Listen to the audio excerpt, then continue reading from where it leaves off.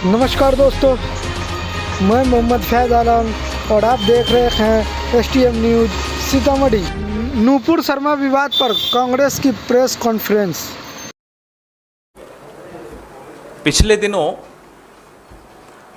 भारत को लज्जित होना पड़ा, शर्मिंदा होना पड़ा। पूरा विश्व जिसके मन में एक छवि है भारत की, और वो अच्छी छवि है, पूरा विश्व हैरान रह गया कि भारत के सत्तारूढ़ दल के नफरती चेहरों से, उनके नफरती बयानों से और प्रधानमंत्री की चुप्पी से, और कई सालों की चुप्पी, 8 सालों की चुप्पी, गृह मंत्री चुप और विदेश मंत्री चुप, और ये तीनों, मुझसे ज्यादा आप समझते हैं, तीनों को बोलने का शौक है। ऐसा नहीं है कि बोलने का शौक नहीं है। इस मुद्दे पर जब इनकी अपनी पार्टी के लोग नफरत फैलाते हैं, ये चुप हैं। और विदेश मंत्री का कोई बयान अगर वायरल भी होता है तो वो बयान होता है जिसमें शब्द नेहरू जी के चुराए हुए होते हैं। लेकिन इस मुद्दे पर विदेश मंत्री चुप, पढ़े लिखे व्यक्ति हैं फिर भी चुप। पूरा विश्व देख रहा है कि ये चुप हैं। पिछले 7 वर्षों में इस देश के विपक्ष ने, इस देश के प्रबुद्ध नागरिकों ने, इस देश के बुद्धिजीवी वर्ग ने और इस देश में जो बचा खुचा स्वतंत्र मीडिया है, उसने बार बार याद दिलाने की कोशिश की, सलाह देने की कोशिश की, प्रधानमंत्री को यह आभास दिलाने की कोशिश की कि ये देश विविधताओं का देश है, बहुत विशाल देश है, इसको छोटे दिलो दिमाग से नहीं चलाया जा सकता। कई ऐसे मौके आए जब इसी मंच से हमने आगाह किया, चलिए हमसे तो आपको प्रधानमंत्री जी नफरत है, लेकिन इस देश के रिटायर्ड ब्यूरोक्रेट्स हो गए, समझदार लोग हो गए, जिन्होंने इस देश को बहुत भली भांति समझा है, वो लोग हो गए, वह सब आपको सलाह देते रहे। आपने न कुछ सुना और न कुछ बोला। आपका एक तोता मीडिया है, उस तोता मीडिया को आपने माध्यम बनाया और उस तोता मीडिया के माध्यम से आपने हम जैसे तमाम लोगों को, बुद्धिजीवी वर्ग को, विपक्ष को अलग अलग उपाधियों से विभूषित किया, उनको चुप कराने की चेष्टा की। अवार्ड वापसी गैंग, टुकड़े टुकड़े gang, Khan market gang, anti nationals, ये तमाम उपाधियों से आपने विभूषित करने की कोशिश की और उनको चुप कराया, मुहिम छेड़ दी उनके खिलाफ। और आज यह परिस्थिति पैदा हो गई कि विदेशी मुल्कों की घुड़की पर आप तुरंत कार्रवाई कर देते। अपने देश से आवाजें उठती, उनको दबाते हैं, बाहर से आवाज उठी और आपने कार्रवाई की। और कार्रवाई क्या की? अपने ही दल के अधिकृत प्रवक्ताओं को फ्रिंज कह दिया। फ्रिंज का हिंदी न प्रणव भाई को मालूम है, न संजीव भाई को मालूम। आपको मालूम हो तो बताइए। अपने ही दल के अधिकृत प्रवक्ता, उनको आपने फ्रिंज कह दिया। आप कैसे फ्रिंज कह सकते हैं, हमें तो यह नहीं समझ में आता। आप भी तो इन्हीं रास्तों से गुजरकर यहां तक पहुंचे, यही गलियां थी जिनसे आप गुजर के यहां तक पहुंचे हैं मिस्टर मोदी। आप नहीं किसी को फ्रिंज कह सकते। आज आप फ्रिंज कह भी दें, कल यही नुपुर शर्मा, यही नवीन कुमार जिंदल आप ही की पार्टी द्वारा मुख्य धारा में लाए जाएंगे। कल का फ्रिंज आज का मेन स्ट्रीम है, आज का फ्रिंज कल का मेन स्ट्रीम बनेगा। हम आपके भाषण नहीं भूले हैं प्रधानमंत्री जी। सितंबर 2002 खैरलान जी, गुजरात। उत्तर प्रदेश 2017 शमशान कब्रिस्तान। दिसंबर 2019 कपड़ों से पहचाने जाते हैं। ये वक्तव्य आपके हैं। आपको मैं याद दिला दूं, ना केवल आप उन्हीं रास्तों से गुजरकर यहां तक पहुंचे हैं, आप आज भी वक्त आने पर उन्हीं रास्तों पर चले जाते हैं। आज जो आपके नवरत्न पूरे देश में जो गुल खिला रहे हैं, जहर फैला रहे हैं, मत भूलिए वक्त आने पर जब विदेशों से प्रतिक्रिया बंद हो जाएगी, यह सब नवरत्न फिर से स्थापित हो जाएंगे, फिर से जहर फैलाएंगे, फिर से गुल खिलाएंगे। क्योंकि विदेशी मुल्कों ने गोली मारो वाले वक्तव्य पे कोई प्रतिक्रिया नहीं दी, आज वो व्यक्ति आपके केंद्र में मंत्री है। लेकिन इन दोनों पर प्रतिक्रिया आई तो आपने उन्हें सस्पेंड कर दिया। आपको भी लोग देख रहे हैं, पूरा विश्व देख रहा है, मत भूलिएगा। आज आपकी गलतियों का खामियाजा देश भुगत रहा है। जो काम विश्व के अनेक देशों को भारत के खिलाफ लामबंद करने का जो काम पाकिस्तान 70 साल में नहीं कर पाया, आपने 7 सालों में करके दिखाया। 70 साल पाकिस्तान लगातार कोशिश करता रहा कि कैसे अलग अलग मुल्कों को भारत के खिलाफ लामबंद किया जाए, उसको हमने विफल किया, हमने उसको सफल नहीं होने दिया। आपकी करतूतों से आज आप सफल हो गए वो काम करने। विश्व हैरान है, जैसा कि मैंने आपको कहा, और देख भी रहा है कैसे 8 सालों में संवैधानिक संस्थाओं को आपने खुर्द बुर्द कर दिया। विदेश मंत्रालय एक ऐसा व्यक्ति चला रहा है जो विदेश मंत्रालय को अच्छी तरह समझता है। उसकी नाक के नीचे हमारे दूतावास भारतीय जनता पार्टी की प्रेस विज्ञप्ति बांट रहे हैं। कभी हुआ इस देश में?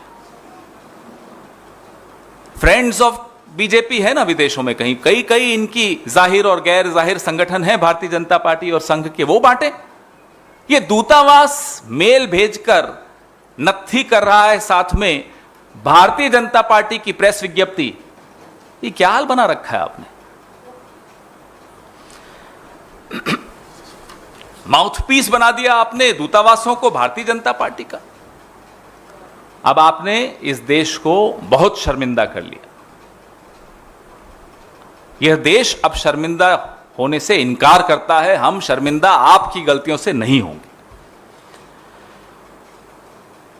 न सही वक्त पे आपने सही बात सुनी, न सही वक्त पर आपने सही बात बोली, और आज अलग अलग मुल्कों के सामने आपको गिड़गिड़ाना पड़ रहा है, सफाइयां देनी पड़ रही है। ये हमें बर्दाश्त नहीं है। भारत का प्रधानमंत्री, भारत सरकार सफाइयां देती फिर रही है। क्यों? क्योंकि भारतीय जनता पार्टी ने गलतियां की हैं। यह कैसे बर्दाश्त होगा? अब भी समय है, प्रधानमंत्री जी चेत जाइए, और यह जो सांप पालने का शौक आपने पाला हुआ है, इस शौक को अब खत्म कीजिए। बीन बजाइए, सांपों को अपने बिलों में वापस भेजिए,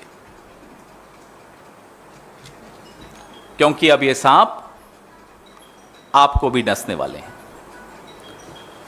friends, over the last weeks we've had to face as a country a lot of shame. Can you please switch the mobile off? The entire world has a particular image of the country of India. It's a beautiful image, an image of a country which is proud of the kind of disparate contradictions which it can take along with it. It has multiple cultures, religions, languages living in it peacefully, learning from each other. We have been very proud of this, and the world has been very surprised at the way India has, despite its contradictions, has managed it so well. Today, all that has changed, thanks to one man, one party, which is Narendra Modi and the BJP. You haven't heard the Prime Minister speak a word. You haven't heard the Home Minister utter a word. You've definitely not heard Mr. Jaishankar speak on this issue of hate speech within the country. And three of them, mind you, are very, very fond of speaking. In fact, the External Affairs Minister, the one clip which went viral of his speech had words borrowed from Nehruji in it. Why doesn't he speak today? He can borrow from Nehruji, we don't mind. Nehruji belongs to all of us. Borrow from him, but for God's sake, open your mouth. Over the last 7.5, 8 years, the intellectuals of this country, the opposition of this country, retired bureaucrats, diplomats, have been reminding the Prime Minister of his Raj Dharma, have been requesting him to understand how this country, as large as India, is governed. It cannot be governed with a small heart and a small mind. But the Prime Minister not just chose to be silent or to ignore this advice.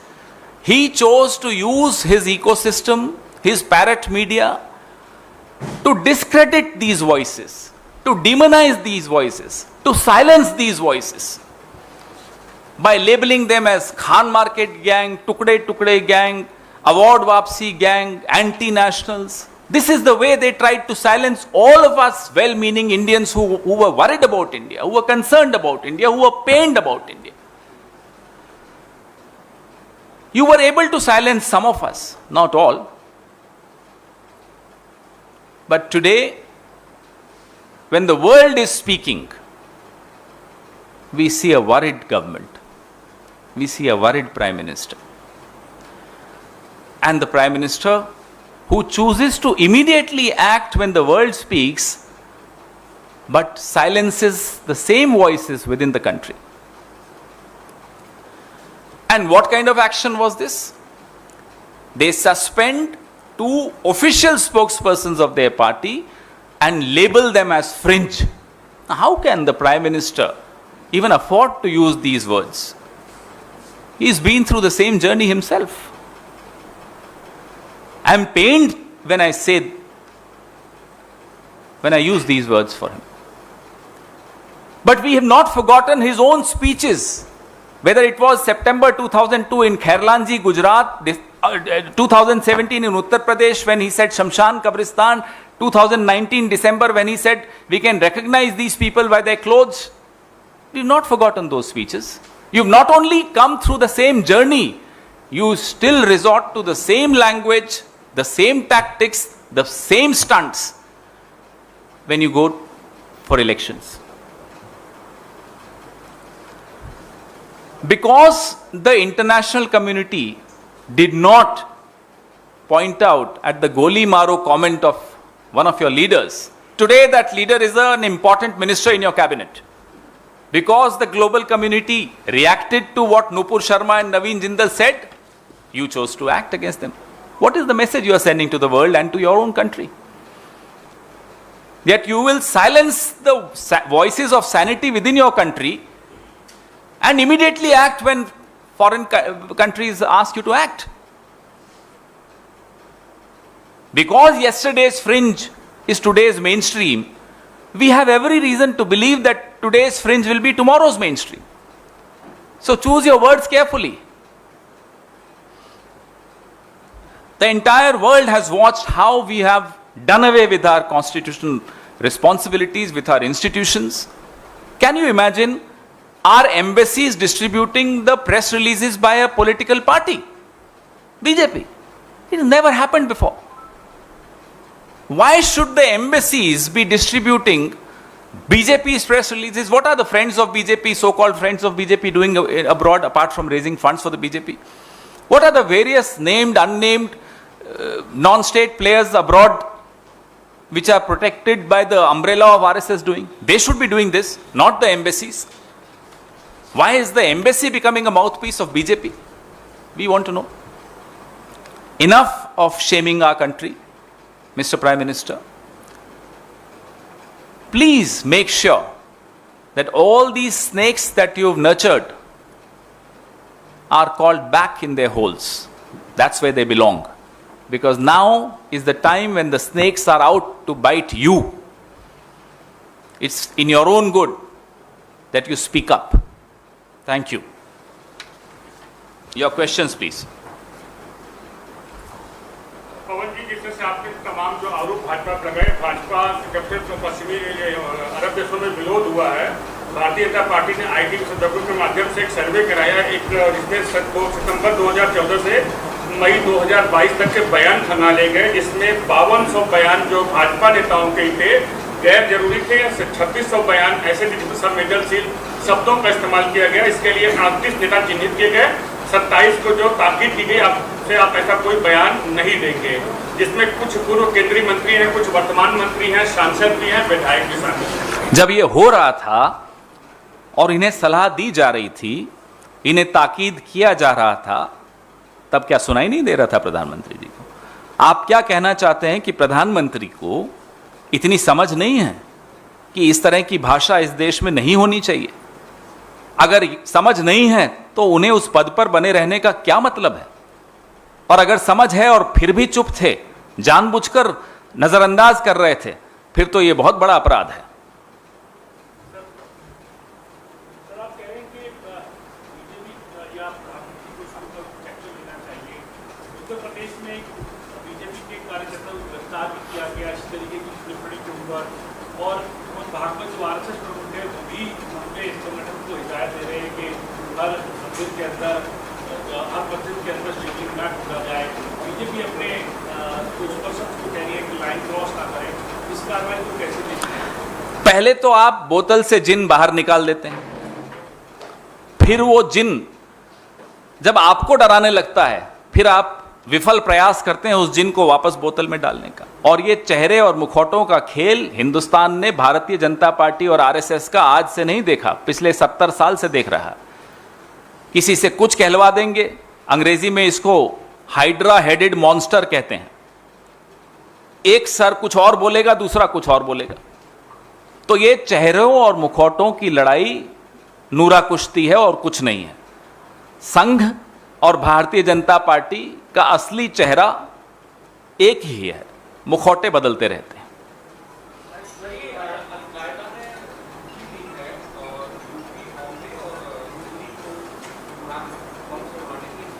जो काम सरकार को और सरकारी agencies को करना चाहिए उसी पर वो ध्यान दें तो शायद किसी धमकी का हम पर कोई असर नहीं होने वाला। हिंदुस्तान एक मजबूत देश है, हमारे फोर्सेस पर, हमारी इंटेलिजेंस एजेंसीज पर हमें पूरा भरोसा है। सिर्फ सरकार विफल है। सरकार ने एक माहौल ऐसा बनाया जो उसके अपने अब नियंत्रण में नहीं रहा है। सुबह से शाम तक अब फायर फाइटिंग की जा रही है। सरकार को चाहिए कि अपने काम पर ध्यान दें।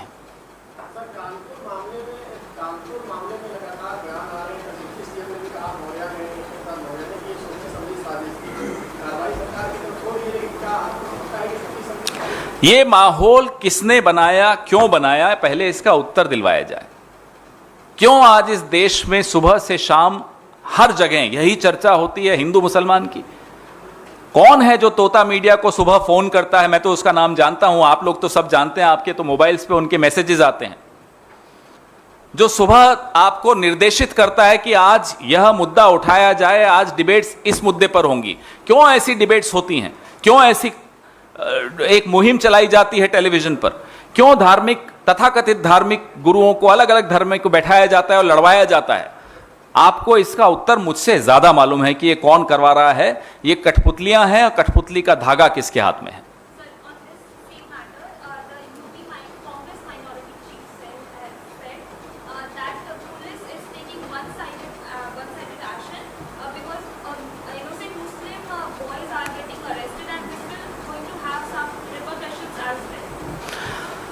The fact that the government has failed to win the confidence of every single community, whether it's Hindus, Muslims, Jains, Bauds, Sikhs, in itself shows that this is an all-round failure of this government over the last 8 years, thanks to its selective silence, thanks to its selective outrage.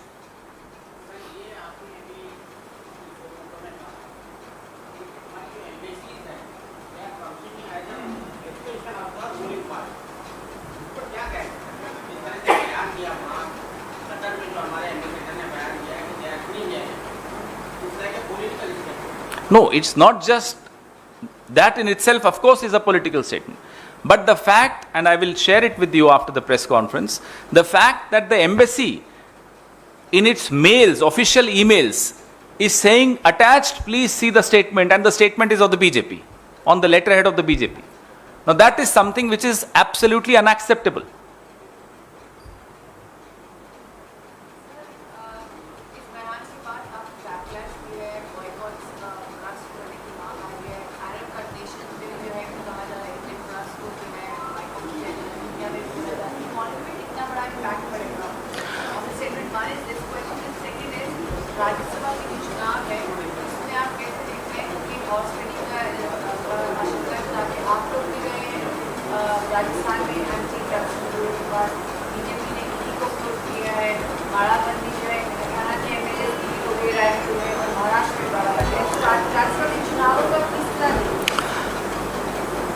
जो आपने पहला सवाल पूछा, economy पे backlash, ना केवल विदेशी मुल्कों ने जो कहा उसके बाद उस पर आधारित करके मैं यह जवाब दूंगा, लेकिन क्या नफरत और विकास एक साथ चल सकते हैं?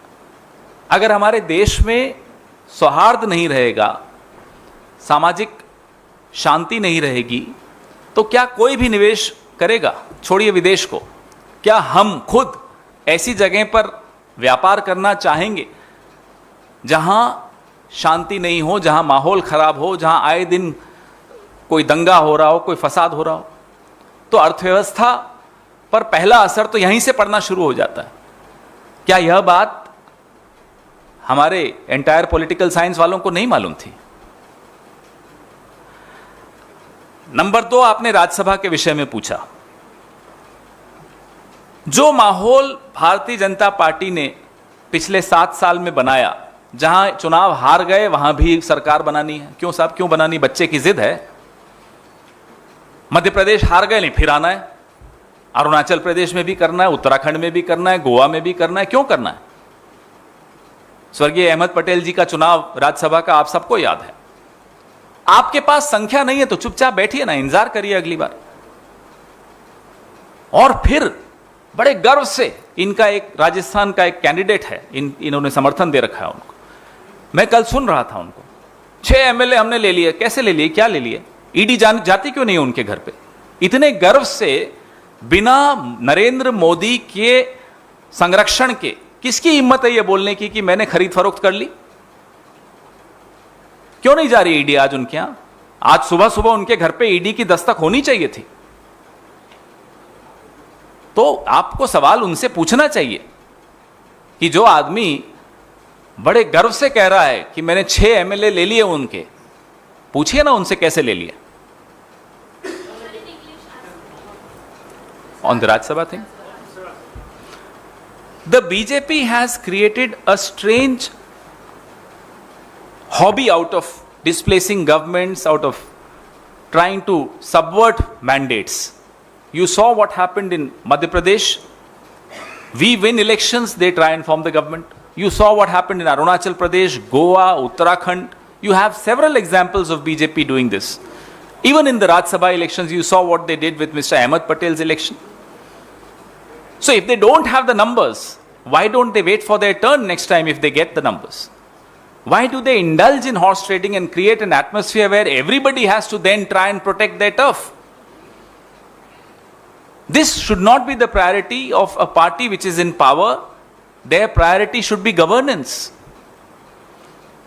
Yesterday I heard a candidate supported by the BJP in Rajasthan proudly claiming that he has taken the support of 6 Congress MLAs.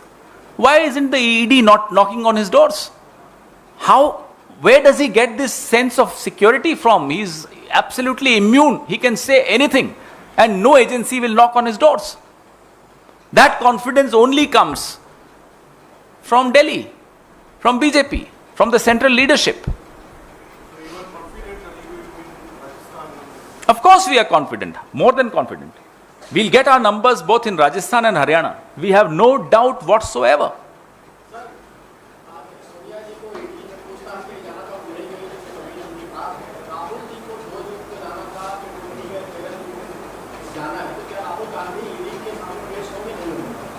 हम एक कानून और नियमों को पूरा अनुसरण करने वाले लोग हैं, हम इनकी तरह नहीं हैं। अमित शाह जी भागते फिर रहे थे, छिपते फिर रहे थे, हमें याद है। हमें कोई घबराहट नहीं है, कुछ छिपाने को नहीं है, बिल्कुल जाएंगे। ये नियम कानून तोड़ के नोटिस भिजवाते रहते हैं लोगों को, अपने राजनीतिक प्रतिद्वंदियों को। इन्हें भी समझ में आएगा कि किससे पाला पड़ा है।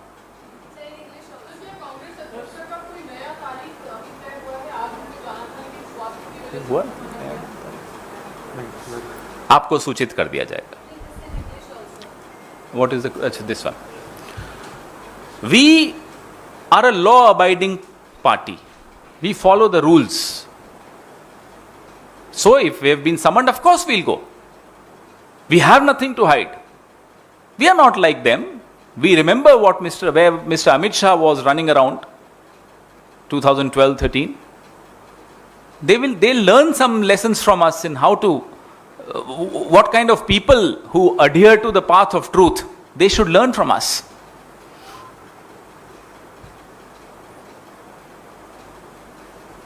Anything else? Any other question? Sir, only with this disciplinary action, this immorality issue will solve. Sorry? Only with this disciplinary action, this immorality issue will solve. Which issue is this? Indo-Arab. Huh? Indo-Arab. As I said, this is not an isolated event. This has a background, and I'm afraid the background, the movie has been directed by Mr. Narendra Modi, Mr. Amit Shah, Mr. Mohan Bhagwat. You can't punish side actors. The responsibility lies with the producers and the directors of the movie. So we want to know what the director feels, what the producer feels. And this hydra-headed monster called the RSS, they have to be held accountable for the atmosphere which we see in this country today. Why should the country be ashamed of the misdeeds of RSS and BJP? Just a week ago, Mr. Narendra Modi was proudly claiming, मैंने sir नहीं झुकने दिया देश का. बता लग गया? So, we demand that the actions of this unregistered organization called the RSS be brought to book, be exposed, and the organization should be held accountable. Thank you.